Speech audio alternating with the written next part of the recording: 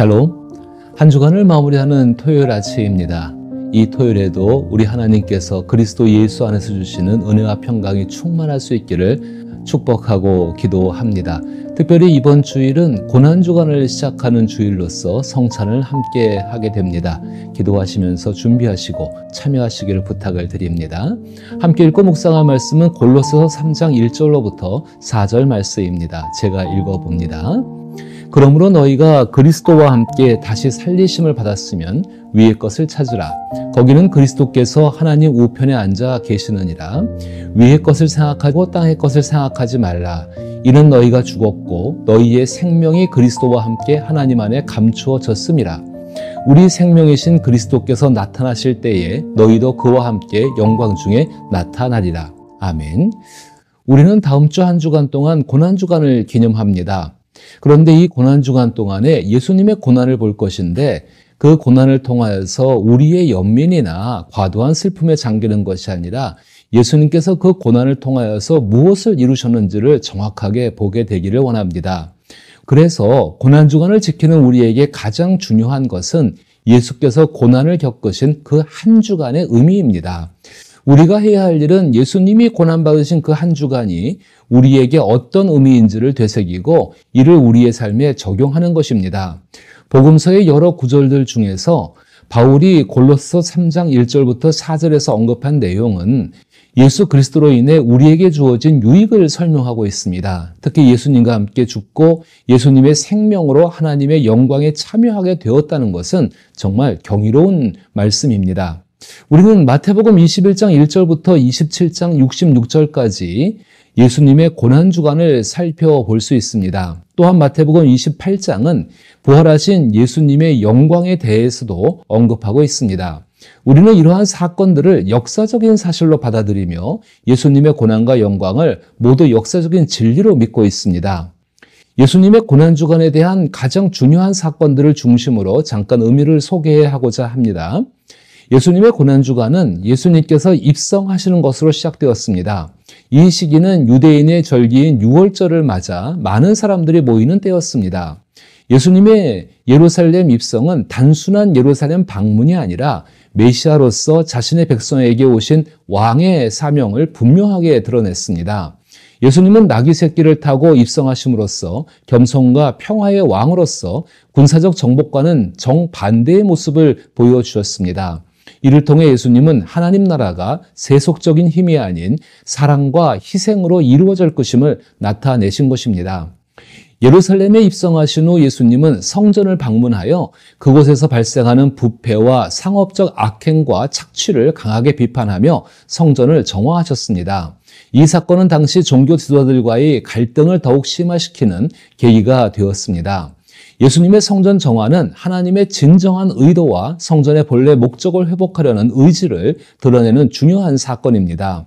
예수님의 행동은 사회적인 모순에 대한 단순한 반항이 아니라 신성한 장소로서의 성전이 나아가야 할 방향을 명확하게 제시하신 것입니다. 고난주간의 중요한 사건 중 하나는 최후의 만찬입니다. 이 만찬은 단순한 식사가 아니라 예수님이 제자들과 맺은 새로운 언약의 상징입니다. 예수님은 빵과 포도주를 나누며 자신의 몸과 피를 상징적으로 제시하셨습니다. 이는 예수님의 희생을 통해 인류가 하나님과 화해할 수 있음을 나타내는 것입니다. 또한 예수님은 제자들에게 서로 사랑할 것을 당부하며 진정한 제자의 길을 제시하셨습니다. 그런데 그 자리에는 배반이 있었습니다. 최후의 만찬 이후 예수님은 겟세마네 동산에서 자신을 보내신 하나님 아버지께 기도하셨습니다. 이 기도를 통해 우리는 예수님의 인간적인 고뇌와 신적인 순종을 동시에 엿볼 수 있습니다. 예수님은 다가오는 고난과 죽음을 앞두고 두려움과 슬픔을 느끼셨지만 하나님의 뜻을 따르려는 의지를 굳건하게 하셨습니다. 이 기도는 예수님의 희생이 자발적이고 순종적인 행위임을 잘 보여줍니다. 겟세마네 동산에서 기도를 마치신 후 예수님은 체포되어 여러 가지 재판을 받게 되었습니다. 이 재판 과정을 통해 당시 종교 지도자들과 로마 당국이 예수님을 얼마나 두려워했는지를 알 수가 있습니다. 예수님은 침묵과 진실로 재판에 임하셨으며 이는 예수님의 신성한 권위를 드러내는 동시에 인류의 죄를 대신 짊어지려는 결단적인 행동을 보여주고 있습니다. 고난주간의 절정은 예수님의 십자가 처형입니다. 십자가에서의 예수님의 죽음은 단순한 처형이 아니라 인류를 위한 궁극적인 희생입니다. 예수님은 십자가에서 고통을 받아들이시며 하나님의 사랑을 온전히 드러내셨습니다. 이는 인간의 죄를 대신 짊어지신 예수님의 사랑과 희생을 통해 구원의 길이 열렸음을 의미합니다. 예수님의 고난주간은 고난으로 끝나지 않습니다. 오히려 하나님에 의해 부활이라는 영광으로 이어집니다. 따라서 예수님의 고난주간은 부활로 마무리되며 이 부활이 고난의 진정한 의미를 완성하는 사건입니다. 예수님의 부활은 죽음과 죄를 이기신 승리로 모든 신자들에게 새로운 생명과 희망을 제공합니다. 이는 하나님의 구원 계획이 완성되었음을 보여줄 뿐만 아니라 예수님의 가르치심과 사명이 계속될 것임을 약속하고 있는 것입니다. 이렇듯 예수님에 대한 역사적 사실을 우리 모두가 잘 알고 있다고 생각하지만 사실 깊이 생각해보지 않았던 이야기들이기도 합니다. 예를 들어 예수께서 제자들과 함께 식사를 나누던 자리에서 그들 중 한 명이 배신자가 될 것이라고 알리셨습니다. 이는 친구의 배신을 예고하시는 것입니다. 우리는 종종 유다가 왜 그런 행동을 했는지 궁금해합니다. 그런데 다른 제자들이 그러한 행동을 하지 않도록 막은 요인이 무엇인지 과연 생각해 보셨습니까? 실제로 유다와 마찬가지로 다른 제자들 또한 예수께서 하셔야 할 일이 무엇인지 깨닫지 못했습니다. 예수님의 고난주간 내내 제자들은 근심하며 조심스럽게 질문하는 겸손한 태도를 보였습니다. 이러한 태도는 오늘날 우리에게도 꼭 필요합니다. 역사적인 예수의 고난주간에 관한 가장 극적인 장면을 보여주는 마태복음 26장, 27장, 28장을 대충 읽는다면 그 의미를 오해할 수 있습니다. 따라서 고난주간 동안 우리는 마음속에 저는 아니지요, 그렇죠? 라는 질문을 간직하며 마태복음 26장, 27장, 28장을 주의 깊게 읽어보기를 부탁드립니다. 우리는 모두 예수님을 배신할 가능성이 있는 존재임을 받아들이기를 바라는 것입니다. 우리 각자는 예수 안에 존재하며 충성을 다하기도 하지만 때로는 그렇지 못하기도 합니다. 우리는 모두 옳은 일을 하고 싶어 하지만 상황이 어려워지면 도망치기도 합니다. 불의에 맞서야 할 때 침묵을 지키기도 하며 반대로 입을 다물어야 할 때 무엇인가를 드러내고자 하는 말을 하기도 합니다. 또한 비극과 슬픔의 광경 앞에서 어떤 말을 해야 할지, 어떤 행동을 취해야 할지 몰라 그저 상황을 피하기 위한 무언가를 해야 한다는 생각만 하고서 서 있을 경우도 많습니다. 그래도 다행인 것은 우리는 예수님을 당시 유대인들이 생각했던 것처럼 정신이 나간 망상가나 광신자로 여기지는 않습니다.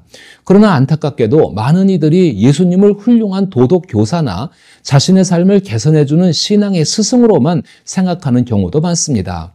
그런데 이는 하나님의 아들인 예수님에 대한 심각한 모욕입니다.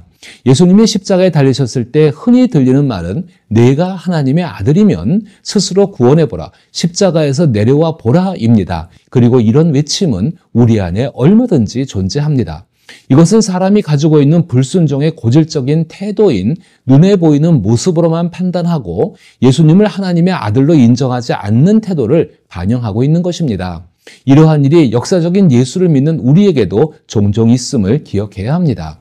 초대교회의 예수님에 대한 이야기는 하나님을 배신한 죄인이 예수님과 함께 죽었다는 사실에서 시작됩니다. 그들은 자신이 예수님과 함께 죽었다고 믿으며 예수님의 역사적 사건들을 자신의 이야기로 받아들였습니다.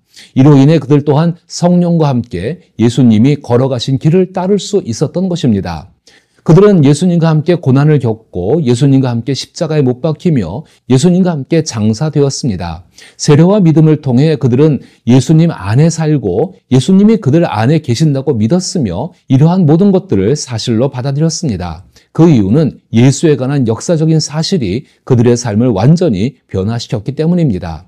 그래서 우리는 이런 질문을 던질 수 있습니다. 혹시 내가 오해와 배신에 직면한 사람인가요? 감옥에 갇히고 재판을 받고 부당하게 유죄 판결을 받으며 모욕을 당하고 벌겨벗겨져 수치스럽게 사형에 처해진 것이 바로 나인가요? 우리는 믿음 안에서 예수님의 고난에 대한 최고조인 마태복음 26장, 27장, 28장을 읽을 때 이 질문에 대한 진정한 답을 찾아야 합니다. 그 답은 우리의 삶을 변화시킬 수 있는 힘을 가지고 있습니다. 바울은 그 답을 골로새 3장 3절에서 다음과 같은 의미를 가지고 말하고 있습니다. 그래, 바로 너다. 그게 너의 모습이다. 너는 이제 과거의 너가 아니다. 이 모든 일이 너에게 일어났다. 너의 삶은 이제 이렇게 형성되고 이 방향으로 나아가야 한다. 내가 너 안에 있고 너도 내 안에 있다. 너는 죽었고 너의 생명은 나와 함께 하나님의 생명 안에 감추어져 있다. 예수님의 고난주간은 고통과 희생의 주간이지만 동시에 사랑과 구원의 주간이기도 합니다. 2025년도 고난주간의 성경을 통해 그 의미를 깊이 깨달을 수 있고 바울과 같이 그리고 초대교회의 성도들과 같이 그리고 2000년간의 교회 역사 가운데 신실한 신앙인들의 같이 그 답을 찾고 그것을 삶에 적용할 수 있는 기회가 되기를 축복합니다.